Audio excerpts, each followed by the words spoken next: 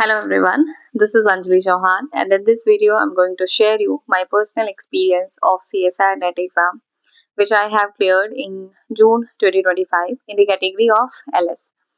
I didn't qualify the JRF and for that मुझे लगता है कि कुछ तो प्रिपरेशन में कमी रही होगी जिस वजह से मैं JRF क्लियर नहीं कर पाई but I cleared LS and in this video I'm going to share you that which type of study material I have taken और मैंने कौन सी कोचिंग ली थी.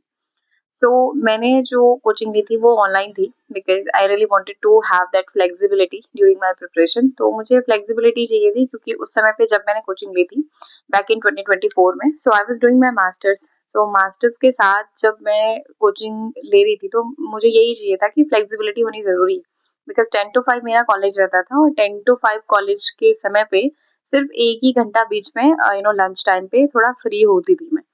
तो फिर मुझे लगा कि मुझे जाना तो ऑनलाइन कोचिंग के ही साथ जाना पड़ेगा.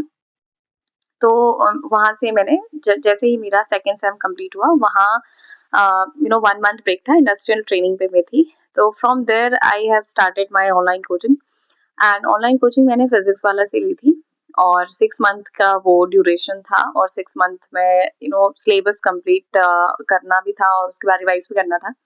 बट ड्यू क्योंकि मैं दोनों चीज़ें इतने अच्छे से मैनेज नहीं कर पा रही थी उस समय पे, मतलब मैंने किया, मतलब मुझे लगता है कि काफ़ी हद तक मैंने मैनेज किया वैसे. बट वो होता है कई बार आपको मतलब मैं सिलेबस जितना मुझे लगता था वो उतना कंप्लीट नहीं हो पाया, तो 7 यूनिट से मेरी उस समय पे कंप्लीट हो पाई थी. तो मैंने जो 2024 दिसंबर अटेम्प्ट मैंने किया था उस समय मेरा थर्ड कैटेगरी तो क्लियर हुई थी, द ओनली पीएचडी की कैटेगरी थी वो. बट ना नेट क्लियर हुआ था और ना ही मेरा जेआरएफ हुआ था. और क्योंकि वो जो एग्ज़ाम था वो डिले भी हो गया था. अब डिले होने के टाइम पे भी मेरा डेज़र्टेशन सेमेस्टर शुरू हो गया था, तो डेज़र्टेशन में बिल्कुल भी आपको रिलीफ मिलता नहीं है. तो फिर इस वजह से उस समय पे मेरा क्लियर नहीं हो पाया, तो मैंने जून अटेम्प्ट दिया अपना और जून अटेम्प्ट में मेरा एलएस क्लियर हुआ. तो जो फ्लेक्सिबिलिटी थी, मुझे जो पर्सनली लगता है कि मैं ऑफलाइन कोचिंग के साथ क्यों नहीं जा पाई, क्योंकि ऑफलाइन कोचिंग करने को मैं प्रिपरेशन दोनों से कर सकती थी, दोनों ही वेल एंड गुड है. बट मैं आप लोगों को सजेस्ट करना चाहूँगी कि आप लोगों को कोचिंग ज़रूर लगानी चाहिए, चाहे वेदर आप ऑफलाइन लगाएँ या ऑनलाइन लगाएँ, बिकॉज़ क्योंकि the syllabus is so vast, बहुत ज़्यादा है. और जब हम आप एक कोचिंग से जुड़ जाते हैं तो they have their planned schedule. उनका एक शेड्यूल है और उन्होंने फिक्स इतने से इतना जैसे वो दे देते हैं कि भाई हमें इस हफ्ते में ये वाला यूनिट खत्म करनी है या इतने से इतने डेज में हम ये प्लानर जो उनका होता है वो पहले से फिक्स रहता है. तो उस प्लानर के हिसाब से हमारा जो सिलेबस है वो एक फिक्स टाइम पीरियड में खत्म हो जाता है. वही चीज़ जब हम खुद से करते हैं तो कई बार डिलेज हो जाते हैं, आगे पीछे हो जाता है. ठीक है, तो वो चीज़ मुझे कहीं बहुत अच्छी लगती है कि हमें खुद से बहुत चीज़ें प्लान नहीं करनी पड़ती हैं. उनका एक टाइम टेबल होता है और उस टाइम टेबल के हिसाब से हमें बहुत ज़्यादा बेनिफिट मिलता है. विदिन एक टाइम स्लॉट में हमारा सिलेबस कंप्लीट हो जाता है. ठीक है, तो जब मेरी कोचिंग ऑनलाइन कंप्लीट हुई, उसके बाद मैंने अपने नेक्स्ट अटेम्प्ट के लिए यानी कि जून अटेम्प्ट के लिए मैं बस रिवाइज़ करती थी. जो भी नोट्स मेरे पास है, मैं उनको रिवाइज़ करती थी. तो ऑनलाइन कोचिंग का अगर मैं रिव्यू दूँ एज़ जनरल में मुझे जो लगता है, मुझे ठीक लगी, मतलब ठीक है। अगर आप मेहनत कर लेते हैं उनके साथ, जो वो पढ़ा रहे हैं, किसी भी टॉपिक को या किसी कॉन्सेप्ट को आप ऑनलाइन पढ़ रहे हो, फिर उसके बाद आप उसको रिवाइज़ कर रहे हो, देन उस पे क्वेश्चन प्रैक्टिस कर रहे हो, तो आई थिंक वो बिल्कुल माइंड में बैठ जाता है. तो ऑनलाइन कोचिंग हो चाहे ऑफलाइन कोचिंग हो, अगर आप भी अपनी तरफ से उतने ही एफर्ट्स लगा रहे हैं जितने टीचर्स की तरफ से है, तो आई थिंक दोनों ही बेस्ट. ठीक है, तो ऑनलाइन कोचिंग भी ठीक रही और फिजिक्स वाला का रिव्यू भी मेरा ठीक ही है. ठीक है, तो सेकंड जो स्टडी मटेरियल की अगर मैं बात करती हूँ, तो देखो जो नोट्स मैंने बनाए वो तो मैंने फिजिक्स वाला के ही बनाए थे क्योंकि मैंने समझा भी उन्हीं से था.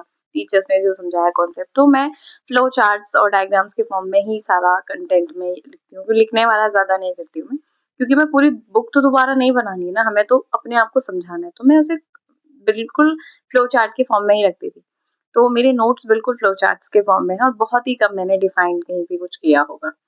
तो वो तो मैंने फिजिक्स वाला से किया था. बट जो स्टडी मटेरियल है वो मेरा सारा आईएफएस का मैंने लिया था. और आईएफएस की 2 बुक्स मेरे अभी हाथ में है. मैं आपको दोनों का ही रिव्यू दे देती हूँ कि मुझे कौन सा दोनों में से कौन बेहतर लगी. So I think for exam question practice अगर मैं कहूँ तो I have a book that is PYQ, और ये 13 years PYQ बुक है. सो 13 year PYQ बुक में जो बेस्ट पार्ट जो मुझे लगता है कि वहाँ पे पीछे जितना भी एक्सप्लेनेशन है वो बहुत अच्छे से दिया हुआ है, और अगर आपको कुछ चीज़ एक्स्ट्रा वहाँ पे मार्क करनी है तो आप कर सकते हो. तो मुझे तो पर्सनली ये बहुत अच्छी लगती है. और उसी के साथ उनकी दूसरी बुक भी जो आई थी वो पॉइंटर्स, एग्जाम पॉइंटर्स वाली जो उनकी बुक है, तो एग्जाम पॉइंटर्स वाली बुक पे उन्होंने जो चीज़ पढ़ाई है आई थिंक उन्हीं के वो PPTs वगैरह उन्होंने शायद से मुझे लगता है कि मर्ज कर दी है. बट कई बार मुझे इसकी लाइन जो मतलब है वो थोड़ी टफ लगती है, कई बार समझ में नहीं आता है. बट जितना भी उन्होंने कंटेंट वहाँ पे लिखा है, आप ये देखोगे कि वो कभी ना कभी किसी न किसी फॉर्म में एग्जाम में पूछा गया है. या तो वो पूरा कॉन्सेप्ट पूछा गया है, या तो वो लाइन पूछी गई है. पर्टिकुलरली उन्होंने मेंशन भी किया, जैसे आप किसी भी चैप्टर को आप उठाएंगे तो आप देखेंगे कि कभी ना कभी उस पर कोई ना कोई क्वेश्चन बना हुआ है. और ये दोनों बुक अगर आप साथ में ही पढ़ लेते हो तो ये बहुत बेहतर रहेगा, क्योंकि ऐसा लगता है कि यहाँ सवाल लिखा गया है और उसी पे कॉन्सेप्ट इस दूसरी बुक में दिया गया है. तो ये दोनों बुक मैंने स्टडी मटेरियल IFS का यूज किया था और मुझे बेहतर लगता है. मैंने किसी और का देखा नहीं तो इसलिए मैं रिव्यू दूंगी नहीं. जिनका मैंने यूज किया है तो मैं वो आपसे शेयर कर सकती हूँ.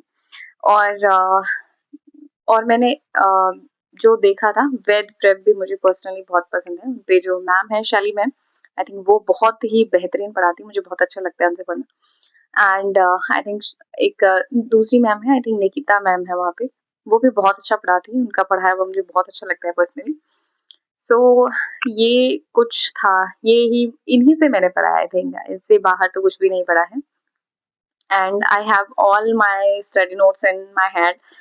ये सारा ही स्टडी नोट मैंने फिजिक्स वाला से ही कलेक्ट किया है, और उन्होंने जो पढ़ाया मैंने सिर्फ एज इट इज उसी को रिवाइज किया, रिवाइज करती गई, और उसके ही बेसिस पे मैंने अपना एग्जाम क्लियर किया था. सो मैं यही आपको कहूँगी कि आप चाहे वेदर ऑनलाइन जाए ऑफलाइन जाए किसी भी इंस्टीट्यूट से आप पढ़ें तो डेफिनेटली आप कर जाएंगे, ऐसा कुछ नहीं है. बस वो एक सेल्फ बिलीव होना चाहिए कि मैं कर सकती हूँ और मैं कर जाऊंगी. ठीक है, ये होना बहुत ज़रूरी है. और जब आप एक बार किसी एग्ज़ाम को क्लियर कर जाते हैं तो वो सेल्फ बिलीव थोड़ा जेनरेट हो जाता है. तो आप सोचिए, अगर मान लेते हैं आपका नाम अभी थर्ड कैटेगरी में है, तो आप सोचिए कि नेक्स्ट टाइम मेरा नाम इससे अगली वाली कैटेगरी में होगा. Have that positive talk to yourself कि बिल्कुल होगा ही होगा. तो मैं ये ज़रूर करती हूँ अपने लिए. और इसी ये इतना ही है, मतलब study material and all that. ठीक है, तो this was my journey about clearing my exam. So hope you all will do best in your next attempt. और मेरा भी है जून वाला अटेम्प्ट, तो मैं भी दूंगी वो अटेम्प्ट. सो डेफिनेटली हम सब बढ़िया ही करेंगे. ठीक है, so all the best for your future attempt.